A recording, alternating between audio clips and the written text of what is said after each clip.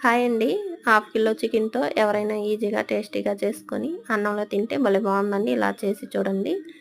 చూడండి skinless chicken నీట్‌గా కడిగేసి పక్కన పెట్టుకోండి. స్టవ్ వెలిగించుకొని, కడాయి పెట్టుకొని 2 టేబుల్ స్పూన్ల ఆయిల్ ఏసుకొని, పావు స్పూన్ జీలకర్ర, ఒక బిర్యానీ ఆకేసుకొని కాస్త ఫ్రై చేసుకొని, 2 మీడియం సైజ్ ఆనియన్స్, 3 పచ్చిమిర్చి ముక్కలు ఇలా కట్ చేసి ఏసుకొని 70% ఏగిన తర్వాత అల్లం వెల్లుల్లి పేస్ట్ ఏసుకోండి ఒక స్పూన్ నిండా.